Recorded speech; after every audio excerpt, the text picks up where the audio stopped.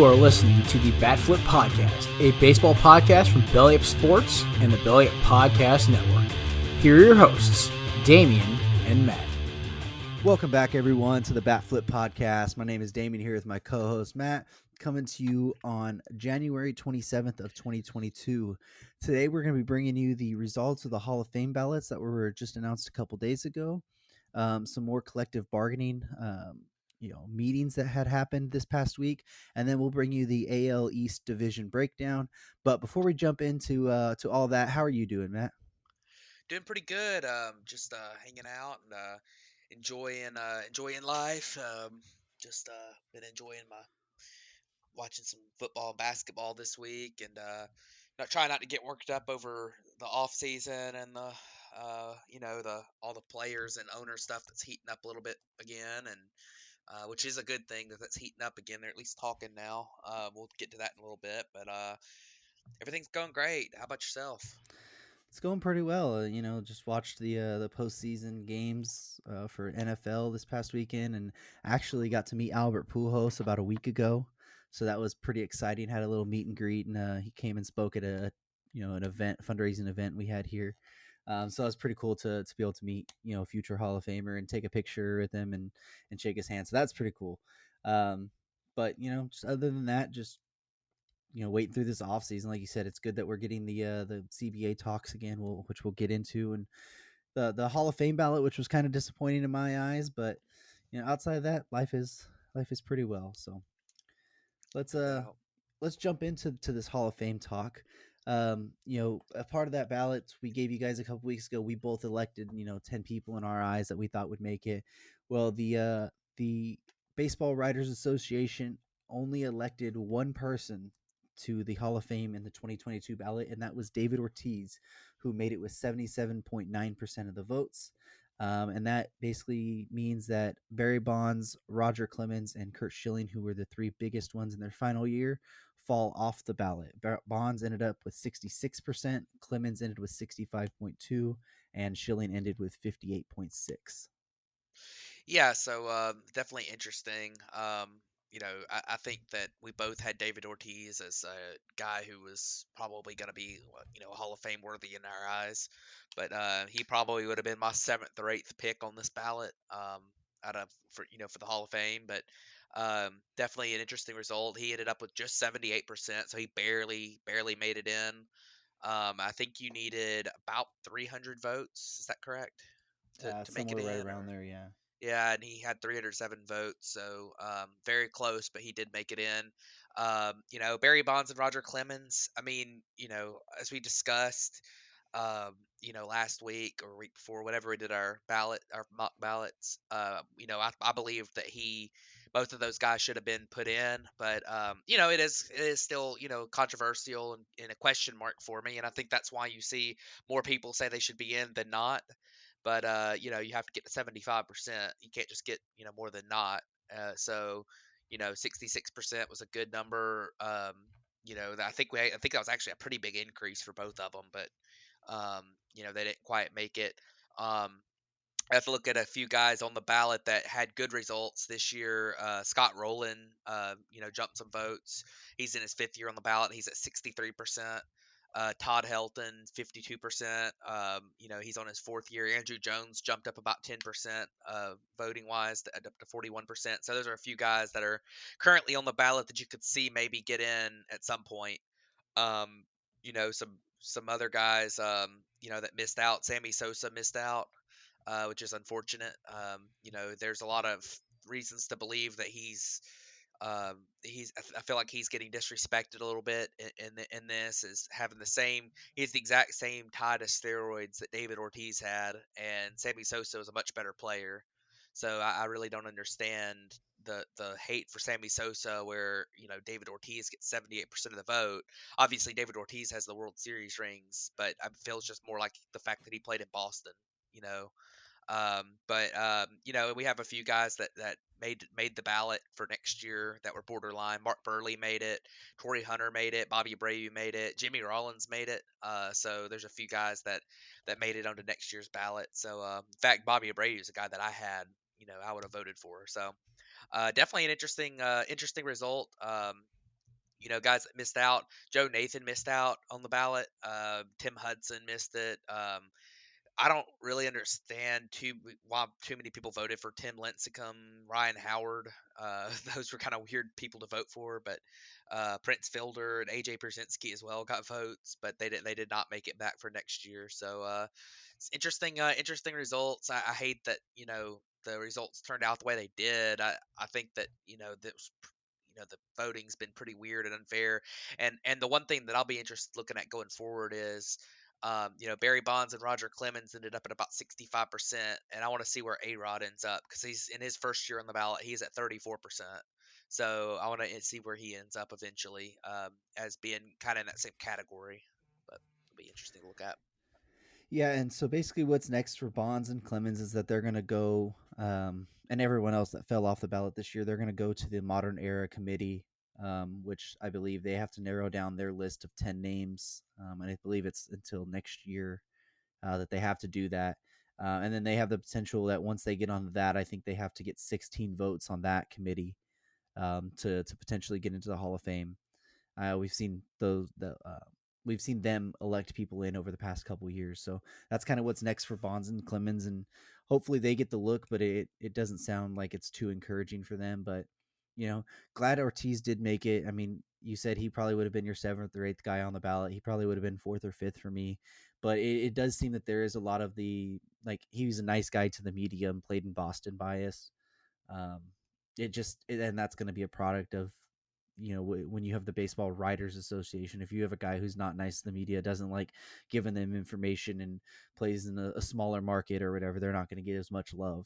So it's just one of the unfortunate circumstances that is a part of this style of voting or whatever. But Yeah, and one other thing to point out here is that some of these guys that missed out, I don't really feel that bad for them right, because like Barry Bonds, Roger Clemens, because these guys were known as people who were not good in clubhouses. They didn't act the way they should act on and off the field, that kind of thing. Like they should be in the Hall of Fame for their baseball careers, but I don't really feel all that bad for them. So just throwing that out there. Like I think that they probably lost some votes from. I think Barry Bonds and Roger Clemens and Kurt Schilling too. Kurt Schilling would be in absolutely if it wasn't for off the his attitude toward the media and stuff. right. But the other two guys, I mean, that they probably are in. I think they get those last 9-10% of the votes if they didn't act the way they did off the field and toward the media. So you have to kiss the media's ass sometimes to get in these popularity contests. And David Ortiz, for a long time, did, and that's why I think A Rod eventually gets in because he's tried to become a Mr. Nice Guy and he's kissing butts everywhere now in the media, whereas he was probably the most hated player in the game for his last 10 years of his career. So.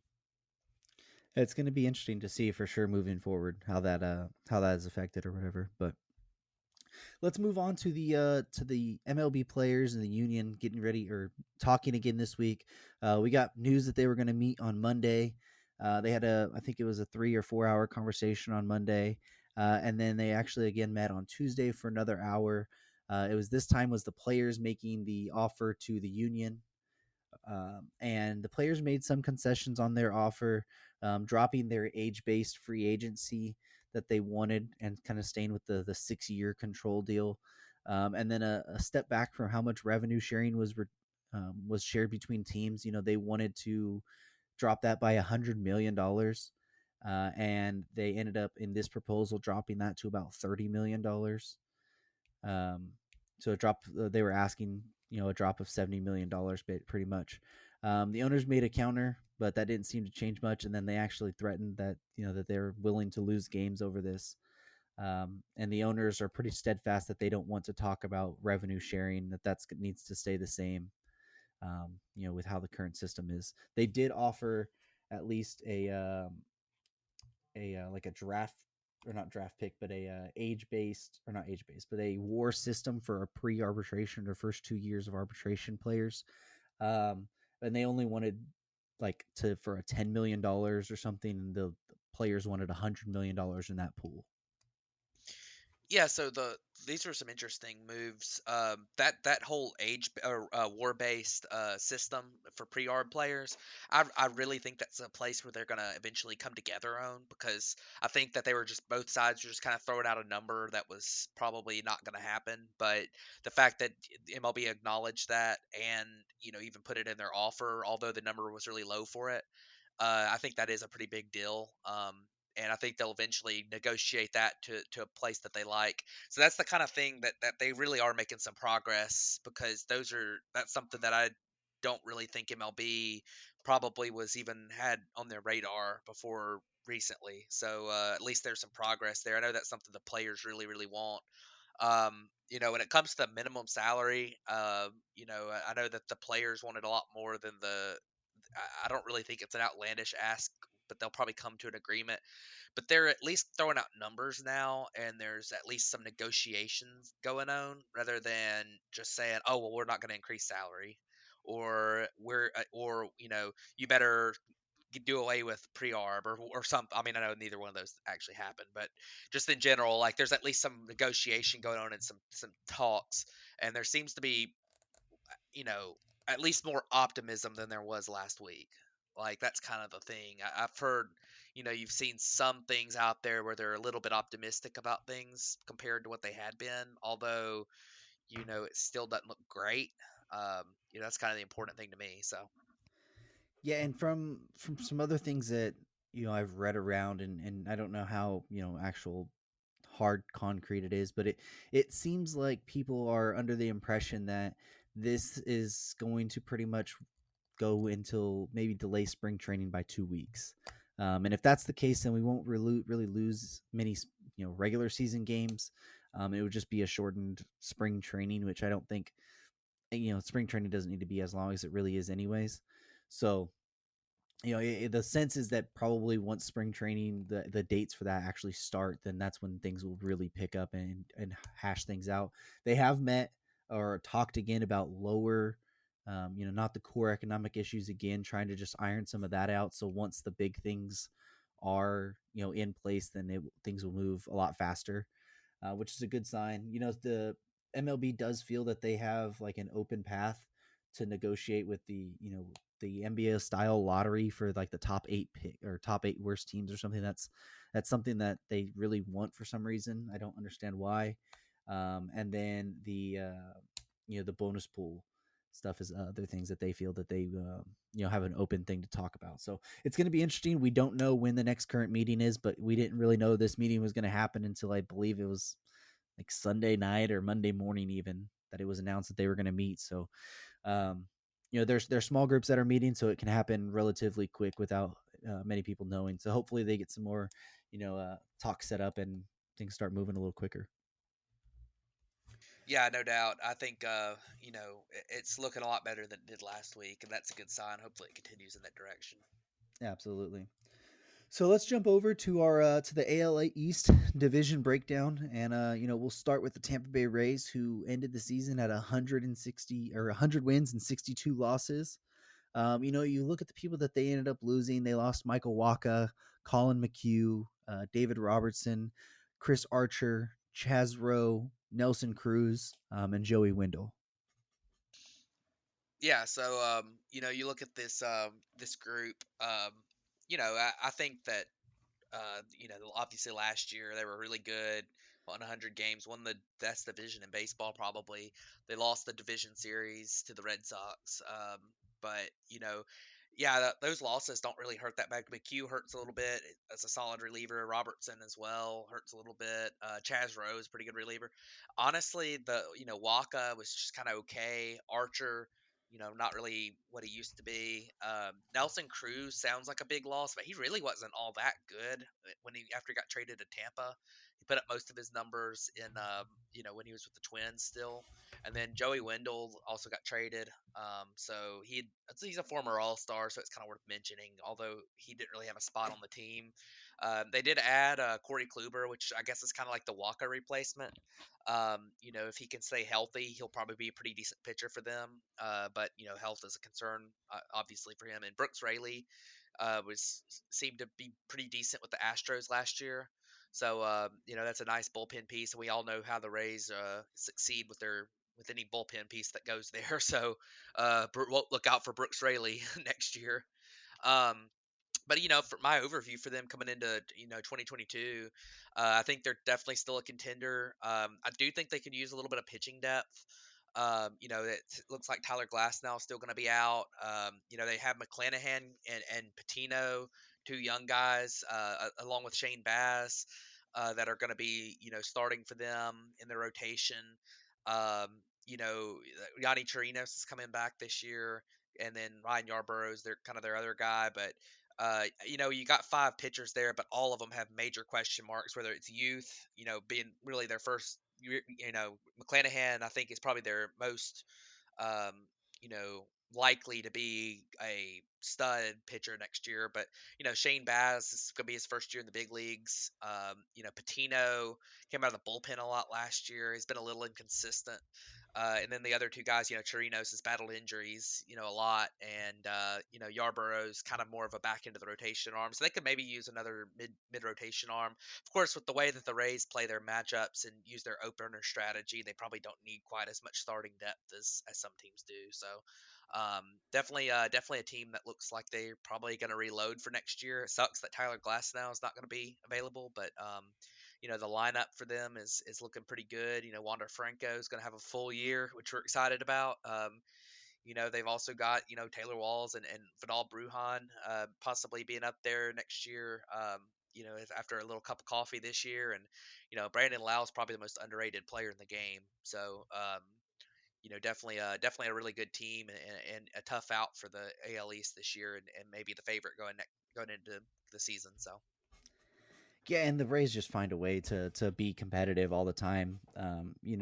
I wouldn't be surprised if there's one of these starters that are in their system right now that we're not talking about comes out and is a big piece for them this year somehow. And another thing, I wouldn't be completely shocked if the Rays do this year is trade Tyler Glass now. There will be teams that want to still trade for him, even though he's coming off of Tommy John surgery. It sucks that he waited. He was trying to make it back for the playoffs, so he waited so long. He didn't really get it until the end of August or the beginning of August. Sorry, the Tommy John surgery. So he's probably out all of this year, no matter what.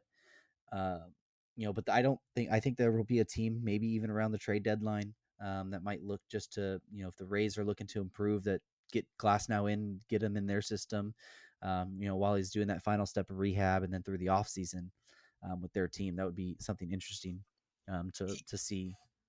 But a depth starter Yeah. maybe. But overall, their lineup, I mean, I think their lineup's really solid. Their bench, they have the young guys and Brujan and Walls on the bench right now that could become potential starters for them. Maybe Kevin Kiermaier's a guy that they end up moving off of as well. But I mean, overall, this team just looks so good still that I don't really see much of their production dropping. Yeah, and one other thing to mention on the Taylor Glasnow situation is that he got injured right after the sticky stuff crackdown, and it seemed to affect his spin rates a pretty good bit. So, he probably hasn't quite gotten of course, the teams are going to look at spin rates and those metrics because they got access to them. But he probably could be a little bit of a question mark, and the Rays might move on to him if they don't believe that his, he's going to be quite as effective without that spin rate as he was before the crackdown. Because he did lose over 100 RPMs off his fastball spin and stuff, which is a big deal for him. So definitely one more thing to look at in a potential trade. It could signify that the Rays believe that he's going to be a pretty big victim of spin rate. Yeah, that is something to think about as well. Because I mean, it was just what 2 or 3 starts after that he ended up going down. So something to watch for. But let's go ahead and jump over to the team that finished second or third in the division. The standings are a little weird. Technically, Boston hosted the wild card game, but for some reason the standings have New York in second. So we're just going to run with the standings have. So the New York Yankees finished with 92-70 for their record, 8 games back of the Tampa Bay Rays. If you look at who they ended up losing, they will have lost Darren O'Day, Brett Gardner, Andrew Heaney, Anthony Rizzo, Corey Kluber, Clint Frazier, Rougned Odor, and then if you're looking at their ads, they really haven't added much. They re-signed Joely Rodriguez and then Jose Peraza to a minor league deal. Yeah, so the Yankees are a team that they were good last year. They had their issues at times. I don't really think that their issues were super crazy, but they had a little bit of bad luck, played in a real tough division. Those losses, for the most part, probably don't hurt that much. O'Day, wasn't all that good. I think he signed a minor league deal with the Braves. Andrew Haney, forgot where he ended up at, but Dodgers. um, Dodgers. That's right. He wasn't very good for them last year. He was a midseason acquisition, anyways, along with Rizzo, who was good for them. But they've definitely got options at first base if they aren't able to bring back Rizzo. With Luke Voigt still there, Kluber, spent a lot of the year injured. Clint Frazier signed with the Cubs, so losing him, he battled injuries for most of his career. Wasn't very good last year. Odor's really a stopgap player, someone who's just kind of filling in for injuries. And Brett Gardner, obviously, 38 years old, kind of at the end of his career. I wouldn't be shocked to see them bring him back on a real cheap 1 year deal for, maybe a final hurrah for him. But their ads, they haven't really added anything major yet. Um, like you said, Peraza, he'll probably be a good bench player to have, but he's got some speed and some versatility, and doesn't strike out a lot. But other than that, they haven't really added anything. Yoli Rodriguez, they re-signed, but I definitely look for them in the second signing period, or post lockout, to look for maybe an everyday outfielder. I don't know who all is out there left that really fits them. I know that there's a couple of corner outfielders out there like Conforto or somebody, but I don't really think that's going to be the type of outfielder they need. I think they need somebody who's really capable of playing center, and probably an infield bat too. Right now, they got Gio Urshela playing shortstop, so you'd like to see him get bumped back over to third, and then maybe sign one of the shortstops. I know Trevor Story's available.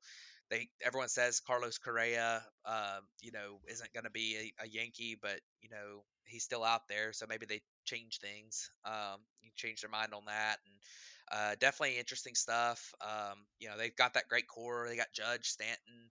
I think they could use a bounce back maybe from Gary Sanchez, maybe stepping it up behind the plate a little bit. Maybe a bounce back from DJ LeMahieu, who struggled last year. Um, there's some pieces there that could use bounce backs, but I really don't think this team's that bad. And they're starting pitching and bullpen really being the big thing. The bullpen is really good still, so definitely a contender. They probably could use some more pieces. As currently constructed, I wouldn't call them the favorite right now in the division, but they're still a pretty good team. So definitely a team to watch in that second period of being able to sign players before the season starts after the lockout ends. Yeah, I mean, some sort of a veteran shortstop, probably more of a defensive minded if they don't get a Story. I don't think that Correa is going to be there. It just doesn't seem like the right fit for them. I mean, overall, it doesn't fit in my eyes. But if they don't get a guy at Story, a guy like Simmons, and Andrelton Simmons would be decent there, just as a more of a defensive minded guy. Um, if you do look at their rotation, it's going to be interesting because you got Severino coming back. I mean, he pitched 6 innings last year. How many innings is he going to be able to give you? Nestor Cortez is a guy who they've transitioned from being more of a long man out of the bullpen to a full time starter now.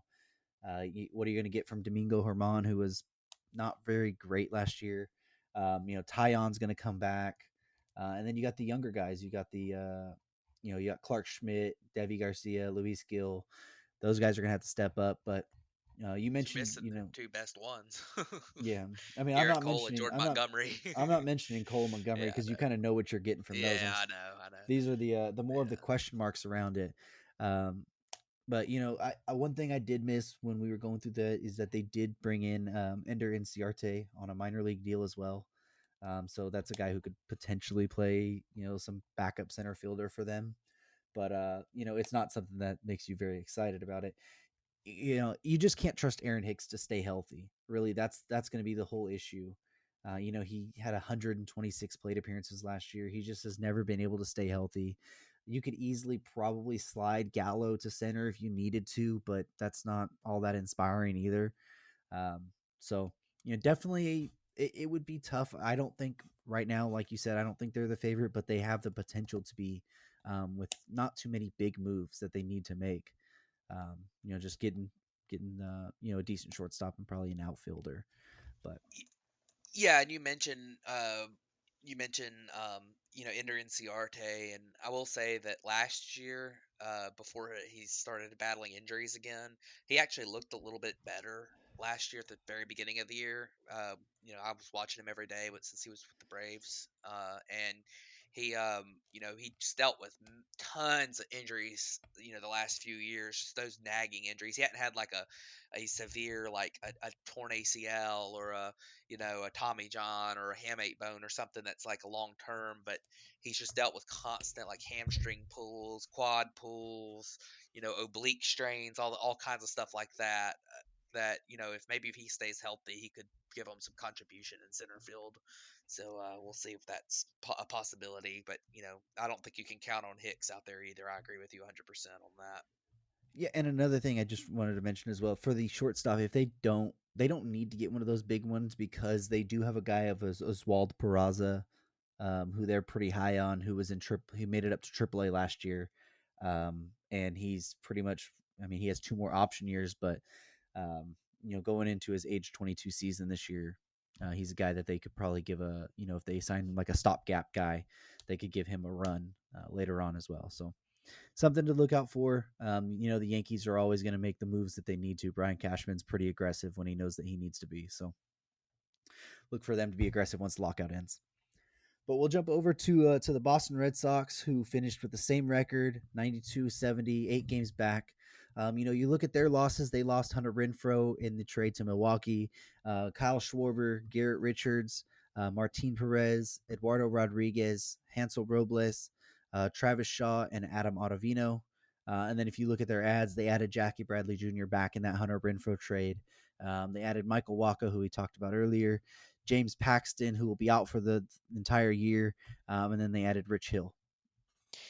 Yeah, so last year a lot of people missed the mark with this team, and I look at the Red Sox as I look at them similar to how a lot of people were looking at them last year before the season because I mean those losses. I mean, Schwarber came on, at the trade deadline, did really well. Hunter Renfroe was a great piece for them last year. You look at some of those pitchers. Eduardo Rodriguez has been there a long time, was a really successful pitcher there. Guys like Martin Perez and Garrett Richards didn't do so well, last year, but they lost some key pieces of their bullpen too. Adding back Jackie Bradley Jr., Waka, and Rich Hill. Rich Hill will probably do decent for them. Um, but he's also like over 40 years old, and Waka's not really all that good anymore. And Jackie Bradley Jr., I just wait and see mode with him. If he figures it out, if he has one of those years where he randomly figures it out at the plate to the point of being close to a league average hitter, then he could be a really nice pickup for him. But until that happens, they're not they're not gonna have much there. So um, I mean, you look at their core being so good. I mean, I want to talk about real quick while we talk about that. Xander Bogaerts. I really think Xander Bogaerts eventually could be a potential Hall of Famer. He's only 28 years old. He's already put up 32 wins above replacement in his career. And over the last 4 years, he's put up an over 130 WRC plus playing shortstop. And he's not a great defensive shortstop. He's a little under league average, but I mean, he's not a horrible defensive shortstop like some people make him out to be. This dude is good. Like he's one of the best players in the game, and he doesn't get near enough credit for it. They all obviously also have Devers. They've got Verdugo's played really well in the outfield. JD Martinez is still playing well for them. I like their core a lot. Kike Hernandez had that fantastic year last year. I like their core an awful lot, but it almost feels like with the amount of needs they have, they're kind of maybe a contender. But honestly, they could maybe even just kind of load up for 2023 because that's kind of what that Paxton move looks like to me. It looks like they're kind of loading up and saying, okay, we're gonna do some things to try to be pretty good in 2022, but we want to be like, we want to make the run at the World Series in 2023. That's kind of what it seems like to me with the Red Sox. Because in this division, with the pieces they lost and what what they've brought in, I really don't know if they're quite there yet, unless they have you know, so a couple of big breakouts like Dahlbeck breaks out big time, or Christian Arroyo, or Jaron Duran, or somebody breaks out big time, and their bullpen really steps up. I don't especially see. And you also don't know what you're going to get out of Chris Sale either. So, um, I could see them probably being close to as good as they were last year, but probably losing more games than they did. Yeah, it's going to be interesting to see. Like you said, their main core is intact, but they're going to need the younger guys to kind of step up. And then in the bullpen, it's pretty decent, but it could probably use another lefty, and probably another high leverage guy. It just depends on what you feel that you're going to get from Matt Barnes, who was decent this year, but he was really good in 2020. And how much can you trust? What is Brazier going to be what he was in his 12 innings this year, or when he had struggled the year before that. So it's going to be interesting to see what they could do in the bullpen. The starters, I mean, you have Eovaldi, you have Sale, and then after that, you drop to Pavetta, Waka, and Tanner Houck. Um, Hill should be decent for them. He's always finds a way to get it done. But like you said, he is 42, or is going to be 42 when the season starts. So they could probably use an outfield bat. Like they have Jaron Duran starting on the left, and they have Bobby Dahlbeck at first. It's probably a guy that you could find. I mean, Schwarber would probably be a better fit, a good fit right back there. I mean, he was playing a little bit of first for them. He could play outfield as well. Um, just where they're going to go from there. But they're a good enough team if things get lucky this year to make a run. But it does seem like in that 2023 is kind of when it's kind of seeming that things are going to work out for them to make that real big run at a World Series title. So. But let's go on to the Toronto Blue Jays, who ended up finishing fourth in this division, going 91-71, 9 games back of the division, but only missing the wild card by 1 game. You look at who they've lost so far this year. They've lost Robbie Ray, Corey Dickerson, Steven Matz, Marcus Semien, Gerard Dyson, and Kirby Yates. And who they've added so far, they've added Yimi Garcia on a 2-year deal, and then they've added Kevin Gossman. Yeah, I like the Blue Jays coming up for this year. Honestly, as it looks right now, they might be my number 2 team in the division. Losing Robbie Ray hurts, but Kevin Gossman's also really good. I do worry a little bit about Gossman kind of being a two-pitch guy, but Robbie Ray could just as easily have completely lost his control again. And they also remember at the deadline added Jose Barrios and signed him to a long extension. So they're going to have a pretty good rotation returning. Alex Manoah showed some promise last year. Hyunjin Ryu's back, so they should have a pretty good rotation. Their lineup's is gonna be good. Bo Bichette's still there. George Springer, hopefully they get a full year from him, because remember this year he was hurt for most of the year. And they didn't even really get a full year from him, so that should really be an upgrade. They've got Teoscar Hernandez, Lourdes Gurriel, those guys returning. I think some of their keys, they probably got to figure something out at the catcher position with, the guys they have aren't going anywhere, but they probably need to improve a little bit. Um, maybe what are you going to get from Kevin Biggio, because he really hasn't been quite what they were hoping he would be since he got up into the big leagues. But I mean, this is a team that could be carried by that lineup into a contender. And I know losing Marcus Semien hurts big time. They still got a really good lineup, and I think their bullpen. I mean, I think their rotation's similar. Really, the area that needs improvement, in my opinion, is the bullpen. Yimi Garcia was a nice add, but they probably need to add at least 1 or 2 pieces in that bullpen. Last year, not having Kirby Yates after his injuries hurt them pretty good bit, because that was going to be kind of their stalwart in the bullpen. And they need probably 2 pieces in the bullpen, and I'd say they probably still do need some kind of infield bat. Maybe a couple bench bats type thing where they could platoon guys. Have someone play second base. We'll see what happens with them. I think they're going to be a good team though, and a force to be reckoned with this year again. Yeah, to me, it seems like they need some sort of a left-handed bat. Right now, if you're looking at their lineup, the only left-handed bat that's projected to be in it is Kevin Biggio, and he was a guy who they even sent down to AAA at times, or for a while last year. If you could find that guy to be a second or third baseman, and then let Biggio and Espinal kind of platoon the other spot, whatever that may be, that would probably be the best bet. They do need a high leverage bullpen arm, in my opinion. You know, Romano was good last year. Simber was good after he got brought over. Yimi Garcia is going to be okay, but I don't think he's really a high leverage guy. And then you need a lefty as well. You know, Tim Maiza right now is a pretty good lefty, but I don't, your other one's Ryan Barucki, and he's just not that great. So you need some sort of another lefty to go in that bullpen. You did mention the catching spot. I don't think they're all that bad off. I mean, Danny Jansen's not great, but you do have Alejandro Kirk there. And then you do have Gabriel Moreno, who's in the minors just waiting. He got to AAA last year. He's their number one prospect. Guy seems like he's going to be an absolute stud.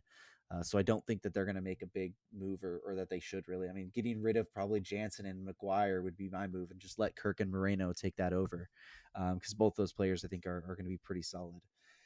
But you need a healthy year from Springer. It's not to take lightly that they did lose a guy who finished third in the MVP voting, and that they did lose the guy who won the AL Cy Young, and Robbie Ray. But there's legit questions if Ray was going to be able to keep it up.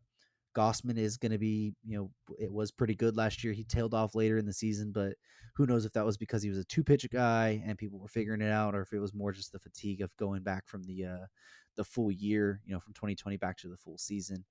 And then, that lineup overall is Teoscar going to keep it up? Is Lourdes Gurriel going to be able to keep it up? Are you going to be able to get a bounce back from Grichuk? He was not really good last year at all. He had 281 on base percentage. So overall, they have all the pieces to put it together. They could probably use that left-handed infield bat, and then just some more bullpen arms. But they are a team that's well equipped to keep making a push for this division. Yeah, absolutely. I think this honestly might be a team that could use some kind of like major league for major league trade. Maybe move a right-handed bat for a left-handed bat or something. Yeah. That would be an interesting look for them. And like you said, I mean, Gabriel Moreno will come up, but I don't mean that they need to get rid of the guys they have at catcher, because, like you said, Gabriel Moreno has got some promise, but he is still a prospect. Never pitched in the big league. I mean, never played in the big leagues. So you never know what you might get from him. And I think that definitely, for a competitive team, it might be worth it to take a look at a guy who could play right now. I mean, Alejandro Kirk is a fine hitter for the catcher position. He's a good hitter. He can't play defense. Danny Jansen's the opposite, good defender, can't really hit. So we'll see what happens, though. I like this team a lot.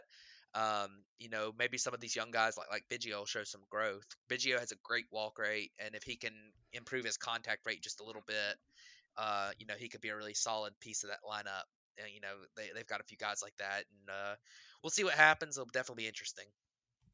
Yeah, it really will be. So let's go ahead and move on to the team that finished last in this division. It's going to be a drastic step down in records from the Blue Jays at 91 and 71. We go to the Baltimore Orioles that finished 52 and 110, 48 games back of the division. Sorry, Hank, that if you're listening to this, that we're going to be bashing on your Orioles real quick. Just turn the episode off. But, look at who they've lost. They've lost Matt Harvey and Fernando Abad, and then they've added Jordan Lyles, Rougned Odor. And then we have been doing team needs, and I literally have left it blank because I don't really know where to start for their team needs. I mean, I guess just growth from their prospects or something. Yeah, you look at the Orioles, and their losses obviously don't hurt. Um, their ads, I mean, Jordan Lyles is a totally fine ad. He's not great, but you're a team that's not in contention. You maybe add a pitcher that isn't completely useless, and maybe he can have a decent first half. You can trade him.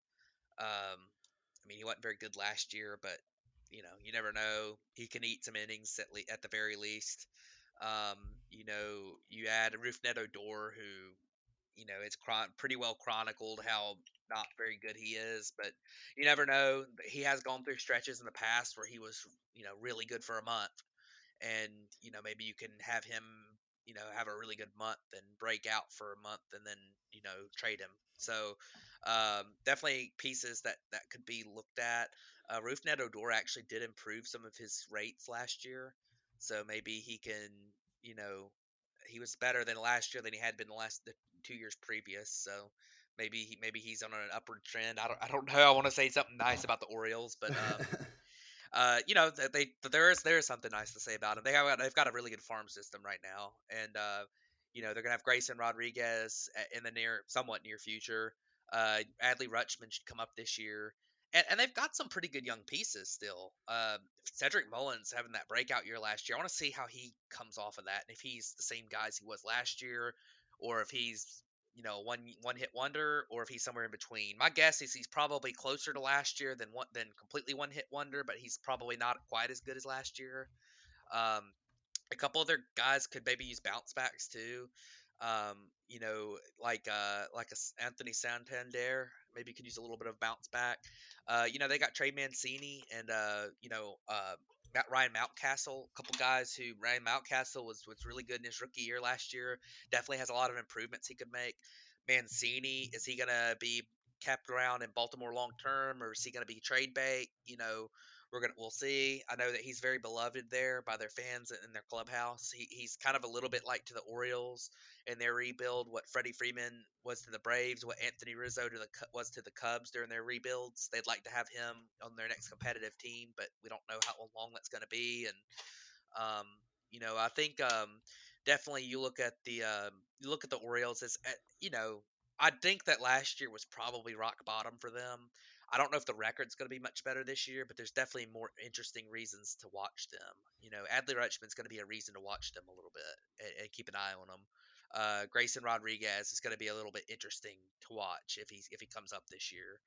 DL Hall is another guy in their farm system that could come up in the next year or two and could be pretty good. So and they've got a lot of younger guys too that are really good. So Gunnar Henderson's a guy that I'm kind of keeping my eye on. That's kind of their lower minors. But this is a team that I really think is closer to turning the corner than they were. I would rather be in their. Let me put it a different way. I'd rather be in their position than I'd be in the Oakland A's position right now. As a team that, at least their farm system's kind of been built up some now. Whereas, you look at the A's farm system is bad. Their team isn't very good. They're about to have to drop their payroll. The Orioles are in the opposite situation. Their team is bad right now, but, they've at least got some reasons to believe that they could be good in the not so distant. There's going to be reasons to believe and to hope there soon. So, definitely a team that I'm going to be a little bit more inclined to watch a tiny bit this year than I was last year. But Adley Rutschman will be fun. I'll just put it that way. Yeah, Adley Rutschman will be fun. It will be interesting to see if Mullins could keep that up from last year. The big thing for him was that he had been a switch hitter his entire career and life, and then just became a left-handed hitter last year, and that's kind of when the breakout happened. So is that something he could keep up? Mancini, Santander needs to bounce back. Mountcastle was good. How much can he improve? What do you get from Rutschman this year? John Means, who's battled a little bit and was, a little bit worse after the sticky stuff thing. What can he get you? Is there a potential trade there? I mean, there's been talk that he could be traded for a couple years. But like you said, their farm system is well stacked up. I mean, Grayson Rodriguez, DL Hall, Colton Cowser, Gunnar Henderson, Heston Kierstad that they just drafted this year's. He looks pretty good as well. So, they are a team that maybe not this year, maybe not next year, probably not the year after that. But you're looking 3 to 4 years ahead, and they're a team that would has a chance to be pretty interesting. But you just need to see what the young guys have and just let them keep developing. And signing guys like Jordan Lyles and Odor, who you could potentially flip for whatever it is at the deadline. I guess it's better than having Matt Harvey and Fernando Abad on your team because those guys are terrible. Yeah, absolutely. And I'll say too about them that they're just with a lot of these options that they have with some of these players, that they could use a guy to break out. Kind of like when the Astros were going through their rebuild, they had Jose Altuve break out into a really good player when he wasn't a high rated prospect. Like they could. There's definitely, like, they should be giving a lot of time to young guys who aren't really, super high prospects, but they can at least get a look at, see how they improve. Corey Kluber for Cleveland wasn't a super high rated prospect, but he, figured it out at the big league level. So there's some definite interest in some of those guys, and that's something they need to look at next year. Is some of these young guys who, maybe are, upper minors guys who give them a shot. You never know. So and that'll be a big deal for some of them. Yeah, and even if they're an upper minors guy and that they're, maybe they don't fit your timeline, they can fit somebody else's. And you can get some other piece that maybe does fit your timeline. Um, so that's something. That's kind of the situation the Orioles are in. I guess if you're an Orioles fan, you're probably more interested in their Double A or Triple A teams at the moment. But hopefully the future is not too distant. Future is bright, but it doesn't seem too much like it. But that's kind of the AL East division breakdown that we have this year. At the moment at least. Who knows what all this can change once the lockout ends, and if you could see a guy like Brian Cashman getting aggressive, or Boston getting aggressive and Hein Bloom as well. It's just going to be interesting because this is a division that could very much, with four teams being so close to each other, it can be really affected by once the lock, somebody's stewing right now and then the lockout ends and they finally make that big move because it seems like Toronto's willing to do it. Boston's willing to do it. We know Cashman's willing to do it at any time. Um, and then Tampa's just kind of so good right now. They don't really have to make those moves. So one of the more interesting divisions to really keep an eye out once the lockout really does end. Yeah, for sure. Definitely a division that it's going to be tough again, and you got four teams that are really looking to be contenders. So, they're going to have to make moves here with a limited base of players left.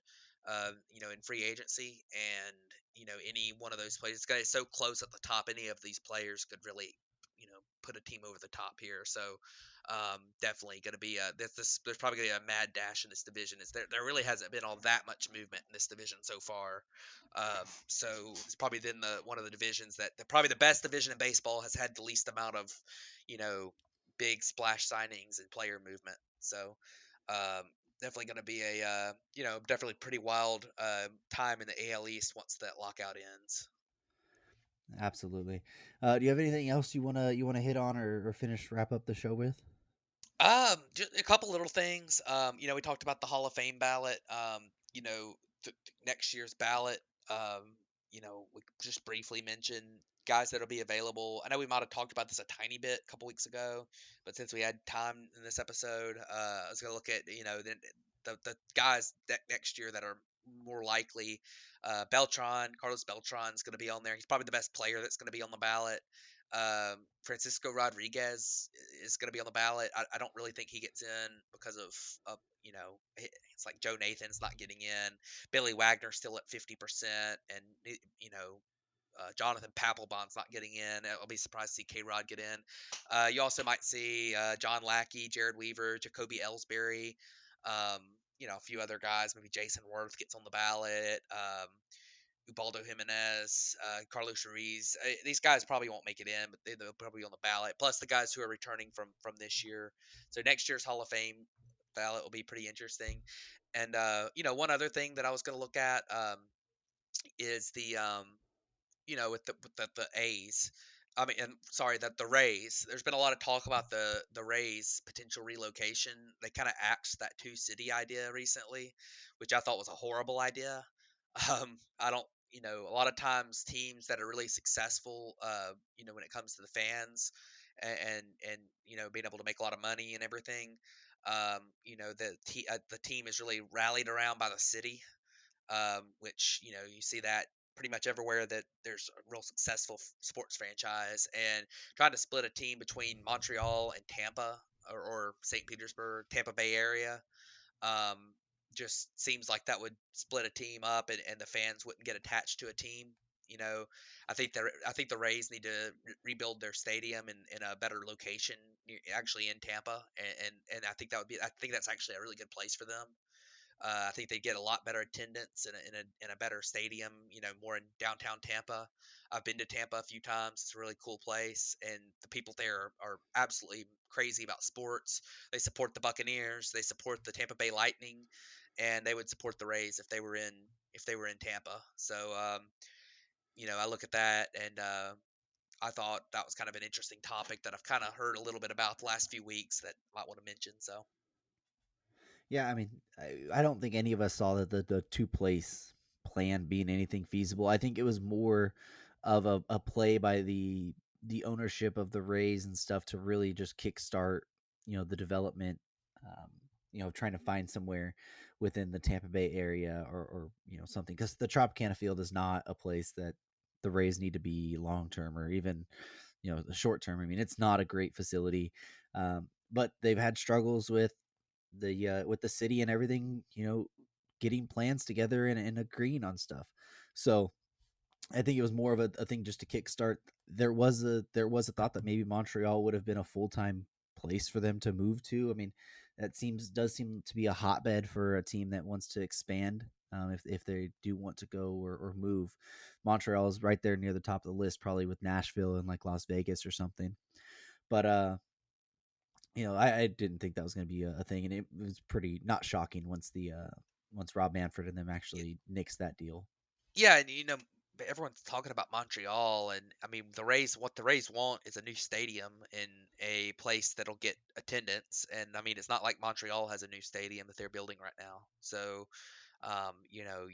you could maybe look at like a place like Nashville, or which I doubt Nashville ends up happening. But you could look at a place like that, or Las Vegas is probably the one that I would think is most likely to be the next expansion. Um, if there's an actual expansion, I would think the A's would be more likely to move to Las Vegas than the Rays, just because of the Raiders just moved there from Oakland, and I think the A's are really more likely to move than the Rays to start with. But It I would think definitely make the divisions a nightmare. yeah, for real. But yeah, I don't know. I mean, I'm sure the divisions would have a little bit of a shift because, baseball is that sport that still probably needs to have divisions that are somewhat regional because you just play so many games and travel so much. But yeah, I don't know. I would be shocked if the Rays moved to Montreal.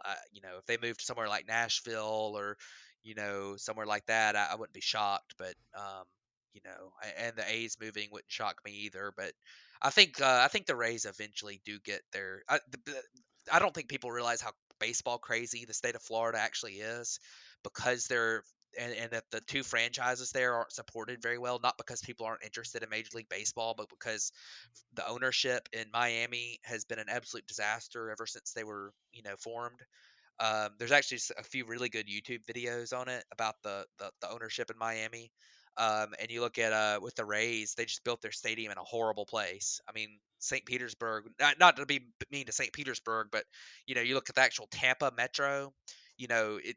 Everyone in Tampa has to drive like through 2 hours of traffic to get there. So it's hard for them to get there to St. Petersburg, and St. Petersburg's not big enough in its own to support a team. So I mean, it's like saying that the Braves are Birmingham, Alabama's team. It takes as long to drive from Birmingham, Alabama as it does to the Braves Stadium as it does from Tampa to where the Tampa Bay Rays play. So I think that's a big deal for the Rays, and they would probably be supported extremely well if they were actually in Tampa. But just a thought. That's something that's been in the news just a little bit lately. It's kind of always in the news with them and the A's potentially relocating, looking for a stadium, all that kind of thing. But there has been some talk about that over the last couple weeks, with it being, I guess, probably with it being a little bit of a slow news cycle right now with the lockout and everything. But definitely something to kind of talk about. So. Yeah, it absolutely is. And something to keep an eye out moving forward. Because if the plans do continue to fail, then maybe the movement becomes a more possible idea. But as of right now, it does make sense if they were able to move to Tampa, actually, outside of St. Petersburg, because the Ray or not the Rays, the Buccaneers and the Lightning do get a lot of support. The teams really do, get behind them, and especially when they're good, they sell out pretty much everything. We've seen that the last couple of years with the Buccaneers, with how they've turned around since Brady went there. So, but something to keep an eye on for sure. But thank you guys for this. Is going to wrap up this episode of the Batflip Podcast. Just thank you guys for tuning in, and we'll catch you guys next week. Thanks, everybody.